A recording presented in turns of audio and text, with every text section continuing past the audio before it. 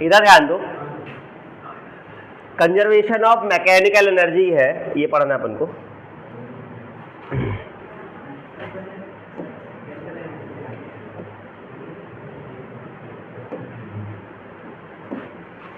इधर ध्यान दो, तो इसमें देखो मैकेनिकल एनर्जी अपन ने पढ़ा था ना, काइनेटिक एनर्जी और पोटेंशियल एनर्जी को ही मैकेनिकल एनर्जी बोलते हैं। मैंने बताया था मैकेनिक दो टाइप की होती है, काइनेटिक और पोटेंशियल, दोनों का मिला देंगे तो टोटल मैकेनिकल एनर्जी आ जाएगी, है ना। अब देखो इसमें ये रूल क्या कहता है, या कंजर्वेशन ऑफ मैकेनिकल एनर्जी क्या बोलता है कि द टोटल मैकेनिकल एनर्जी मतलब sum of kinetic and potential energy of a system is conserved if the force doing work on it are conservative. मतलब अगर किसी बॉडी पे ओनली कंजर्वेटिव फोर्स लग रहे हैं, है ना, कंजर्वेटिव फोर्स के लिए डिफाइन है ये जो अपन बोल रहे हैं conservation of mechanical energy, only conservative force के लिए। कंजर्वेटिव फोर्स मतलब कौन कौन से होते हैं, नाम भी बताए थे, लिखवाया भी है, कंजर्वेटिव फोर्स और नॉन कंजर्वेटिव फोर्स, नहीं लिखवाया, डिफरेंस लिखवाया था ना कि कंजर्वेटिव फोर्स का वर्क डन रास्ते पर डिपेंड नहीं करता है, नॉन कंजर्वेटिव का करता है, एक राउंड ट्रिप में कंजर्वेटिव का वर्क डन 0 होता है, ये सब लिखवाया ना। कंजर्वेटिव फोर्स में हमारे लिए जो है 3-4 फोर्स आते हैं जो इंपॉर्टेंट है, उसमें है स्प्रिंग फोर्स, दूसरा ग्रेविटेशनल फोर्स, तीसरा मैग्नेटिक फोर्स, चौथा इलेक्ट्रोस्टैटिक फोर्स। मैग्नेटिक फोर्स और इलेक्ट्रोस्टैटिक फोर्स अपन अगले साल पढ़ेंगे, वैसे थोड़ा बहुत जानती हुई मैग्नेटिक बीच में लगने वाला फोर्स मैग्नेटिक फोर्स कहलाता है। बाकी ठीक है, इस साल अपन ग्रेविटेशनल फोर्स पढ़ेंगे और स्प्रिंग फोर्स अभी पढ़ भी चुके हैं अपन, स्प्रिंग का वर्क डन भी निकाला है, स्प्रिंग फोर्स भी निकाला है। तो ये जो फोर्सेस हैं इनका जो वर्क डन है मतलब इनका वर्क डन जो होता है इनिशियल और फाइनल पोजीशन पे डिपेंड करता है, रास्ते पर डिपेंड नहीं करता। तो देखो इसको प्रूव कैसे करेंगे, ये स्टेटमेंट याद रखना पड़ेगा कि टोटल मैकेनिकल एनर्जी मतलब kinetic energy plus potential energy, initial लिख दिया, सिर्फ काइनेटिक एनर्जी, ये जो लॉ कहता है मैकेनिकल एनर्जी का conservation of kinetic energy plus potential energy का सम होता है, वो हमेशा कांस्टेंट होता है, ठीक है। देखो कैसे, अभी इसको प्रूव भी करेंगे। देखो अपन ने, देखो सपोज करो जब कोई बॉडी पे मतलब फोर्स लगेगा, मान लो किसी बॉडी पे एक फोर्स लगा है एफ फोर्स, उसके कारण वो डेल्टा एक्स खिसक गई या डिस्प्लेस हो गई, तो अपन ने ये पढ़ा है कितना वर्क डन होगा। अगर एक बॉडी पे एफ फोर्स लगा और वो कंजर्वेटिव फोर्स लगा एफ और वो डिस्प्लेस हो गई तो उसका वर्क डन कितना होगा, मान लो एक्स डायरेक्शन में ही F into delta X, force multiply by displacement हो जाएगा वर्क, और हमें वर्क पता है वर्क एनर्जी थ्योरम से कि जो वर्क होता है वो चेंज इन काइनेटिक एनर्जी के बराबर होता कि नहीं होता। तो इसलिए हम इस वर्क को, ये वर्क है ना, ये वर्क है, वर्क को हम लोग चेंज इन काइनेटिक एनर्जी के बराबर लिख सकते हैं, ये वर्क एनर्जी थ्योरम कहती है। पहली बात तो वर्क हो गया फोर्स मल्टीप्लाई बाय डिस्प्लेसमेंट।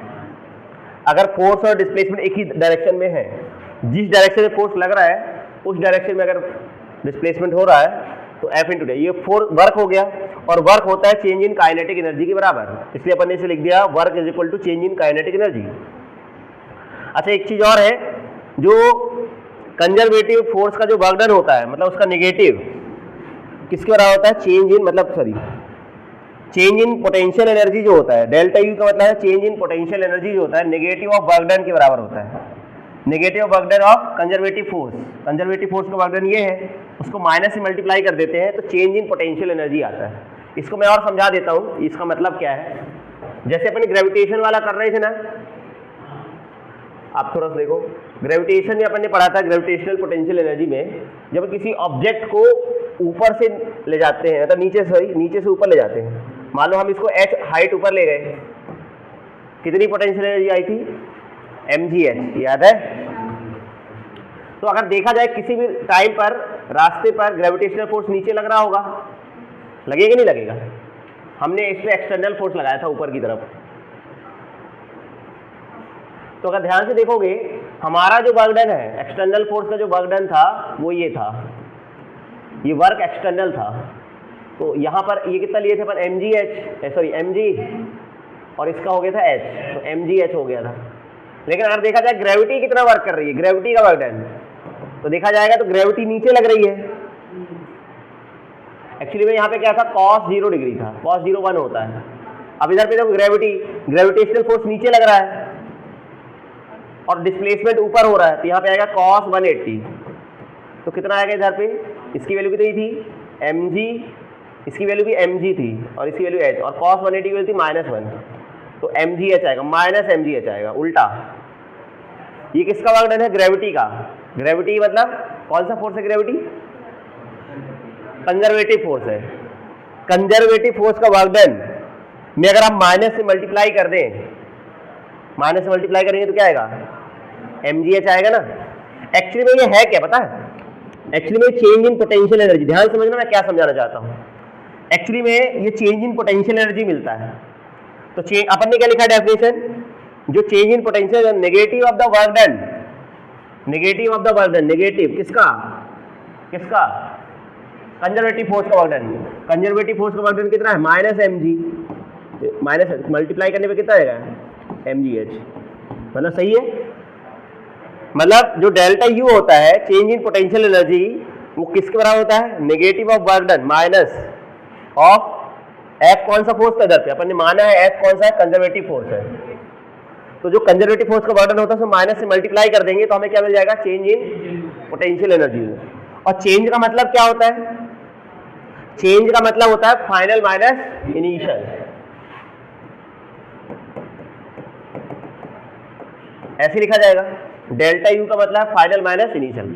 अब मेरी बात सुनो, फिजिक्स में पोटेंशियल एनर्जी डिफाइन नहीं है, फिजिक्स में पोटेंशियल एनर्जी डिफाइन नहीं है, हमेशा डिफाइन होता है चेंज इन पोटेंशियल एनर्जी।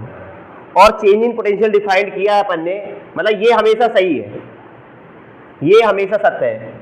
ये वाला फार्मूला जो अपन लिख रहे थे U बराबर mgh, वास्तव में ये फार्मूला सही नहीं है। ये सही कब होगा, इसके लिए एक कंडीशन है, ये सही तब होगा जब हम इनिशियल पोटेंशियल एनर्जी 0 मान लें। तो अगर हम यहाँ पे इनिशियल एनर्जी को 0 मान लेंगे, इनिशियल पोटेंशियल एनर्जी को, और फाइनल वाली को सपोज करो हम U मान लेते हैं, फाइनल वाली को U मान लेंगे, तो अगर हम यहाँ पे ये वैल्यू रख दें, इसकी जगह पे लिख देंगे U और इसी जगह पे 0, तो क्या आ जाएगा ये फार्मूला, अब ये आएगा mgh। समझे, हमने इनिशियल को क्या मान लिया है, इनिशियल को 0 मान लिया है, और फाइनल वाली को क्या मान लिया है, U। एक्चुअली में जो फार्मूला है वो होता है डेल्टा U बराबर mgh होता है, डेल्टा U बराबर mgh होता है। और वो U बराबर mgh कब होगा, जब हम इनिशियल को क्या मान लेंगे, 0। इसलिए पोटेंशियल एनर्जी को जब भी डिफाइन करते हैं हम लोग, तो एक रेफरेंस मानना पड़ता है, और रेफरेंस हमने यहाँ पे किसको माना हुआ है, ग्राउंड को। और जहां पे हम रेफरेंस मानते हैं वहां पे पोटेंशियल को हम लोग 0 मान लेते हैं। नहीं समझाया? तो एक्चुअली में हमारा जो रेफरेंस अभी वो मैंने तुम लोग को बताया नहीं था, हमारा एक्चुअली में ग्राउंड पे हमने रेफरेंस मान के रखा हुआ है। ग्राउंड पर रेफरेंस हमने मान लिया है कि ग्राउंड पर पोटेंशियल एनर्जी कितनी है, 0 है। अगर 0 यहाँ पे है तो सीधी सी बात है, अगर यहाँ पे 0 मान लोगे और यहाँ से तो जितना वर्क करना पड़ेगा वही क्या हो जाएगी, पोटेंशियल एनर्जी हो जाएगी। ये फार्मूला तब सही होता है जब हम ग्राउंड पर क्या मान लें, पोटेंशियल एनर्जी को 0 मान लें, तब वो फार्मूला बिल्कुल सही है, mgh। तो इसलिए हमेशा क्या डिफाइन किया जाता है, डेल्टा यू डिफाइन किया जाता है। ठीक है, अगर डेल्टा यू 0 नहीं होता तो, मेरी बात सुनना, अगर यहाँ पे पोटेंशियल 0 नहीं होती जैसे मैं बताता हूं इसको करके, कि जैसे अपन ने क्या किया, एक बॉडी है, फिर समझना ध्यान से, अपन ने यहां से एक बॉडी को ले गए 5 मीटर ऊपर ले गए, उसका मास था, मान लो उस बॉडी का मास 2 किलोग्राम, तो इसकी पोटेंशियल एनर्जी कितनी होगी, चेंज इन पोटेंशियल एनर्जी कितनी होगी, डेल्टा यू हो जाएगा mgh। m है 2, g हो गया मान लो 10 और h हो गया 5, कितना आ गया आंसर, ये 100 जूल आया। चेंज इन पोटेंशियल एनर्जी है, हमसे बोला पोटेंशियल एनर्जी बताओ, तो अगर कुछ नहीं बोलना है तो अपन इस डेल्टा यू को क्या लिख सकते हैं, u final minus u initial, और u इनिशियल को हम लोग 0 मान लें और इसको u, तो 100, तो u की वैल्यू कितनी हो जाएगी, 100। अब मेरी बात सुन, वही मैं समझा रहा हूँ। अगर यहाँ पे दिया होता कि यहाँ पर मान लो यहाँ पे तुमको दे दिया जाए, इसी को दोबारा करें, सेम है, यहाँ पे दे दिया पोटेंशियल एनर्जी उसने दे दिया 10 जूल है, और हम बॉडी को लेके जाए सेम 5 मीटर की है, 5 मीटर हाइट ऊपर ले गए, 2 kg की बॉडी है। अब बोलेगा बताओ यहाँ पे एनर्जी कितनी है, पोटेंशियल यहाँ पे एनर्जी कितनी है, इस पॉइंट पर फाइनल पोटेंशियल एनर्जी बताओ, u फाइनल पूछ रहा है वो। तो हम फिर से लगाएंगे डेल्टा u बराबर mgh तो ये तो हो जाएगा 2 × 10 × 5, ये तो 100 आ गया। अब क्या है, u final minus u initial, ये वैल्यू हमें निकालनी है। यहाँ पे लिख देंगे इस बार 20, इसकी वैल्यू दे रखी ना 20, सॉरी 10 है ना इसकी वैल्यू।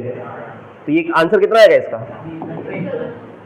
110, समझे, ये आएगा। एक्चुअली में ये इंक्रीज इन पोटेंशियल एनर्जी होता है।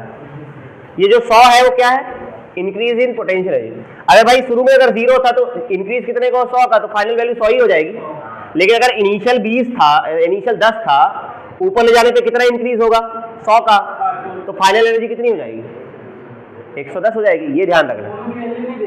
क्या फिर पूछेगा, क्या फिर पूछेगा, अगर यू और फाइनल दे रही है तो फिर चेंज इन पोटेंशियल एनर्जी पूछेगा, या फिर पूछेगा यहाँ पे एनर्जी दे देगा, यहाँ पे एनर्जी दे देगा, हाइट नहीं देगा, बोले हाइट बताओ कितनी हाइट है, नहीं समझे, हाइट निकाल लेंगे।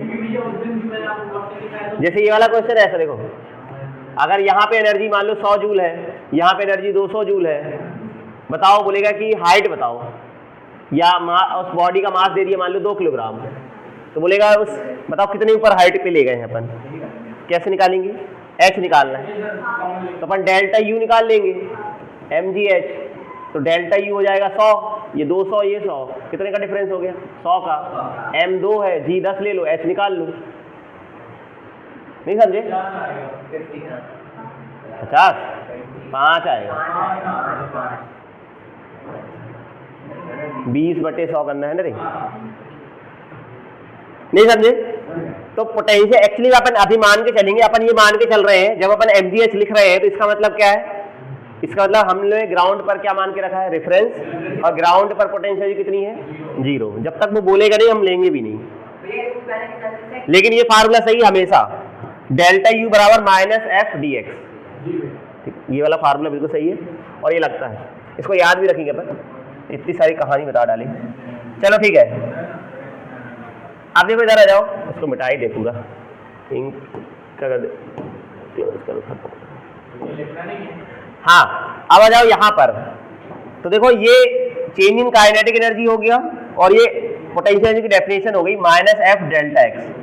दोनों को बराबर कर दे तो क्या मिलेगा रिलेशन, देखो, अरे ये किसकी वैल्यू है, इसकी जगह पर कितना लिख सकते हैं, इसकी जगह पे, इसकी जगह पे क्या लिख सकते हैं, डेल्टा के, क्योंकि डेल्टा के किसके बराबर है, f डेल्टा x के बराबर है, और डेल्टा u, तो डेल्टा u बराबर क्या लिखा जा सकता है, माइनस डेल्टा के ना, माइनस भी तो रहेगा ना, ये वाला माइनस कहाँ जाएगा, नहीं समझा ये।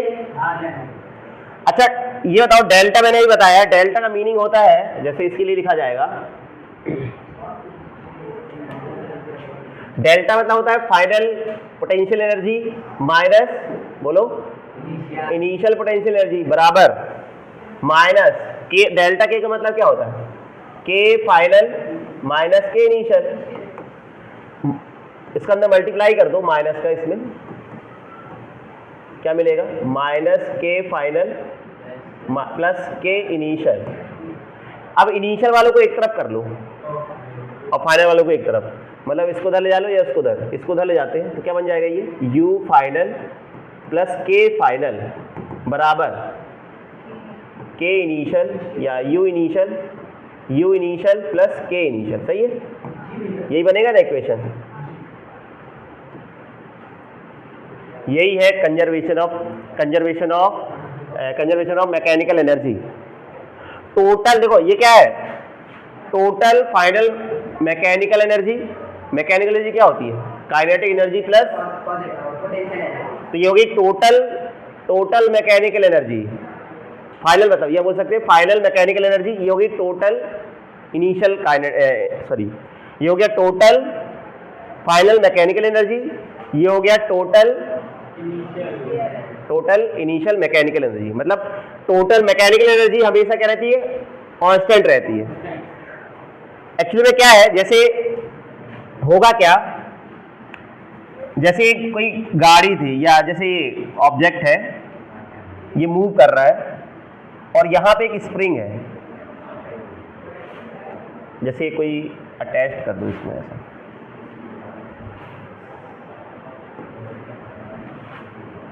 या ऐसे ही समझ लो, देखो ये वाला समझ आ जाता है। एक ऑब्जेक्ट है, हम इसको ऊपर ले गए, जैसे ड्रॉप ऊपर फेंकते ना अपन, तो जैसे इसके पास कुछ स्पीड है, मान लो 10 मीटर पर सेकेंड की स्पीड है ना, और हमने इसको 10 की स्पीड से फेंका, इसका मास है मान लो 2 किलोग्राम, और इसको हम ले गए 10 मीटर हाइट तक ले गए, ध्यान देना इधर, 10 मीटर हाइट तक ले गए हम इसको, तो धीरे धीरे क्या होगी, इसकी काइनेटिक एनर्जी घटेगी, याद है, इसकी स्पीड घटेगी ना, और हाईएस्ट पॉइंट पे स्पीड क्या हो जाएगी, 0। तो अगर स्पीड घटेगी तो काइनेटिक एनर्जी तो घटेगी। अब ये बताओ यहाँ पर इसकी काइनेटिक एनर्जी कितनी है, इसकी काइनेटिक एनर्जी कितनी है, इनिशियल काइनेटिक एनर्जी कितनी है, के इनिशियल कितना है इस पॉइंट ए पर, 0 थोड़ा ना होगी, हाफ mv², निकालना पड़ेगा ना, वो तो स्पीड है ना, काइनेटिक एनर्जी थोड़ा हो जाएगी, वो तो स्पीड है, कितनी होगी, हाफ mv², हाफ m कितना है 2, v हो गया कितना, कितना आ गया 100। पोटेंशियल एनर्जी कितनी है इसकी, यहाँ पर पोटेंशियल एनर्जी कितनी है, इनिशियल पोटेंशियल कितनी है 100, क्यों होगी, इनिशियली तो ग्राउंड पर है ना, h की वैल्यू अगर 0 है तो पोटेंशियल भी 0 होगी, अपन ग्राउंड पर 0 ही मान के चले। अब मेरे बताओ इधर पे कितना होगा, इधर इस पॉइंट पर, ये हाईएस्ट पॉइंट है, इस पॉइंट पर वेलोसिटी 0 होगी, हाईएस्ट पॉइंट पर क्या होता है, स्पीड 0 हो जाती है, तो यहाँ पे के फाइनल कितना हो गया, के फाइनल हो गया 0, पोटेंशियल एनर्जी कितनी होगी mgh, भाई यहाँ पर ये कितना ऊपर आ गया है, ये 10 मीटर, तो mgh निकाल लेते, 2 × 10 × h कितना था, ये गलत का यार, आई 200,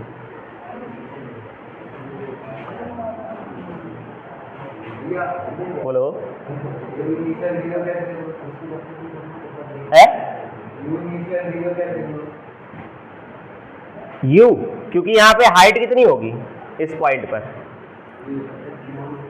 0 होगी ना, कुछ गलत कर दिया क्या रे,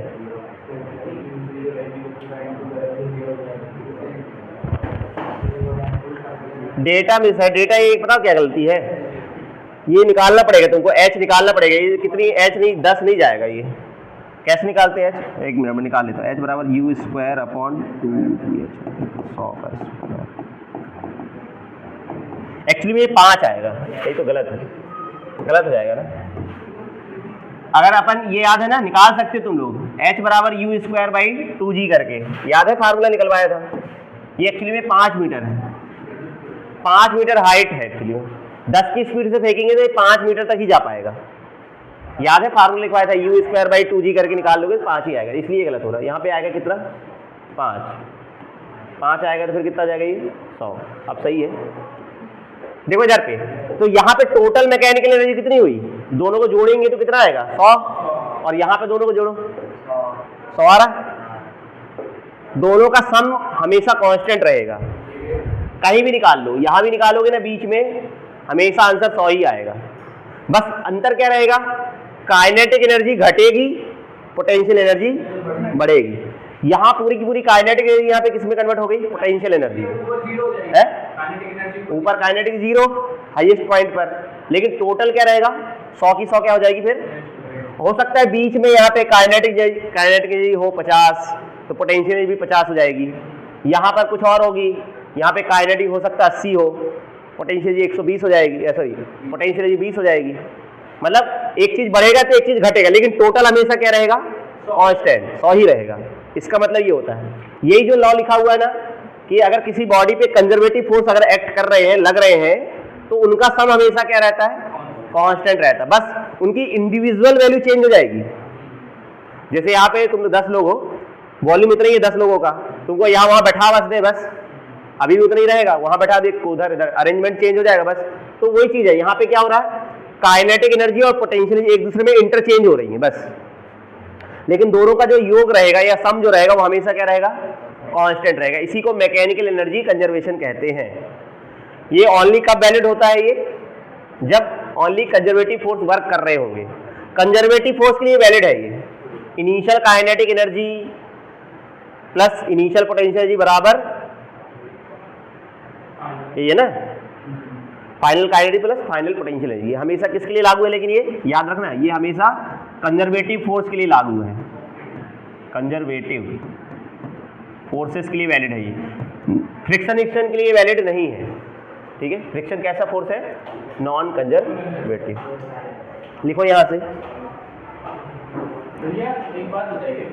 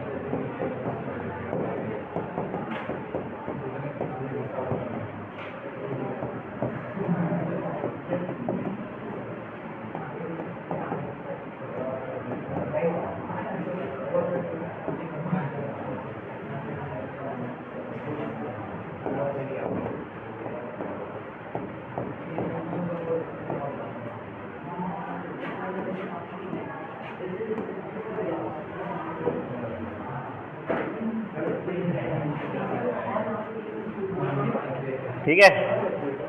यहां लिख लेना, therefore u plus K is always constant और this is law of conservation, या therefore this is law of energy conservation, mechanical energy conservation.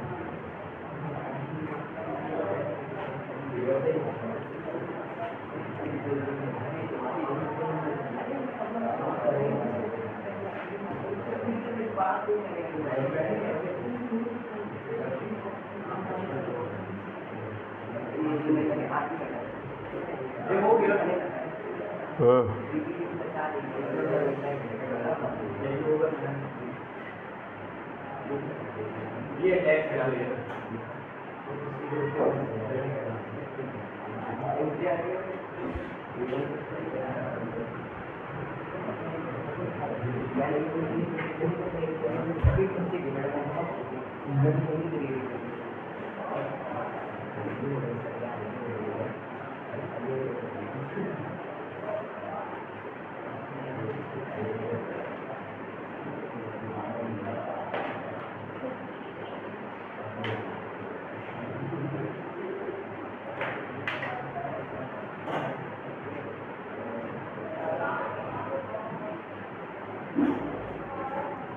हो गए।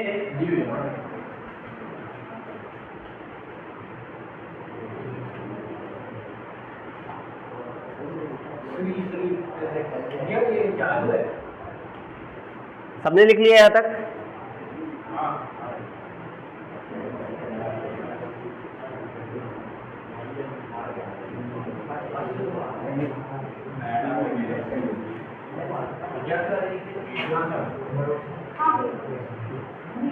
अब देखो ये प्रॉपर्टीज ऑफ, ये पैसे पढ़ भी चुके हैं, एक बार और समझ लो। प्रॉपर्टीज ऑफ कंजर्वेटिव फोर्स पहले ही पढ़ चुके हैं। The force F is conservative, it can be defined as the scalar potential energy relation. देखो एक्चुअली में अपन जो अभी पढ़े थे, इन दोनों को बराबर करो, फिर से एक बार देखो इस रिलेशन को। ये जो लिखा हुआ है डेल्टा U बराबर माइनस F डेल्टा X लिखा है, ये हमेशा याद रखना है कंजर्वेटिव फोर्स के लिए, डेल्टा U बराबर माइनस F डेल्टा X ऐसा लिखा। मैं इस चीज को अगर छोटा है ना, अगर हमारा जो चेंज है, सॉरी यहाँ पे x, अगर हमारा जो चेंज है बहुत छोटा है तो डेल्टा x को हम लोग dx लिख सकते हैं। बहुत छोटे चेंज के लिए ये क्या होता है, एवरेज के लिए होता है एक्चुअली में, डेल्टा x और डेल्टा u ये एवरेज के लिए होता है। अगर हमारे लिए डेल्टा x बहुत छोटा है भाई, अगर थोड़ा सा ऊपर ले जाओगे तो चेंज भी तो छोटा सा होगा, थोड़ा सा डिस्प्लेस करोगे तो थोड़ा सा चेंज हो गया एनर्जी में।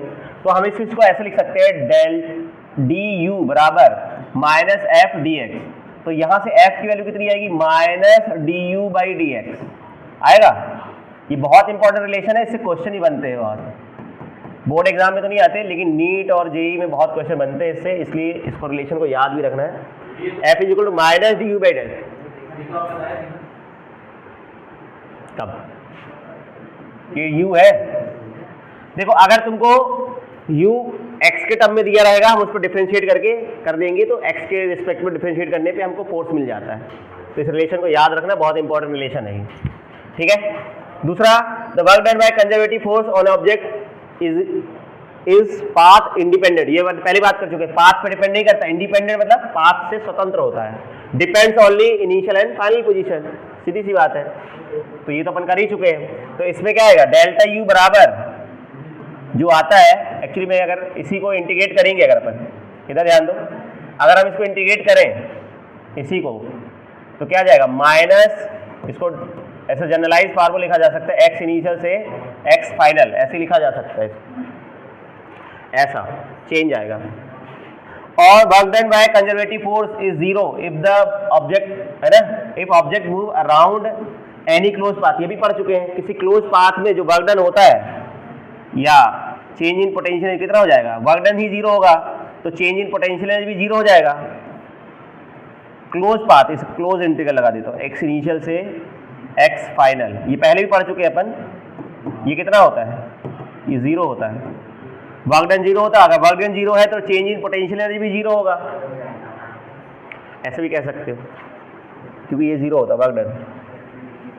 आगे जाओ, इफ ओनली ये तो अपन पढ़ ही लिए अभी, if only conservative forces are acting on a body then the total mechanical energy is conserve, होता ही है ये भी पढ़ चुके अपन। इसको नोट कर लो इन सबको।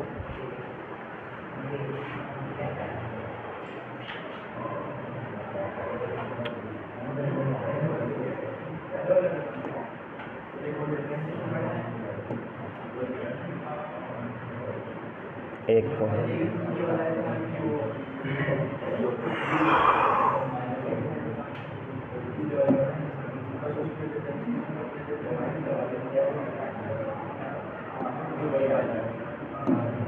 आ गया वो,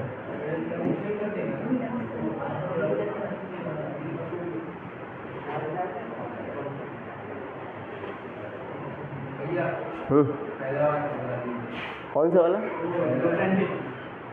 अरे इसको अपन ने, ये तो अभी एविएशन जानते हो ना, ये तो अभी पीछे लिखा हुआ है ना, ये लिखा है कि नहीं लिखा पीछे, तो बस इसको अपन छोटे चेंज के लिए करेंगे तो इसे डी यू लिखेंगे और इसको छोटे चेंज के लिए तो डी एक्स। तो एफ की वैल्यू कितनी आएगी यहाँ से, डी एक्स को अपॉन में ले जाओ, माइनस कौन से, यही रिलेशन तो बनेगा, F is equal to minus D U by D X, ठीक है।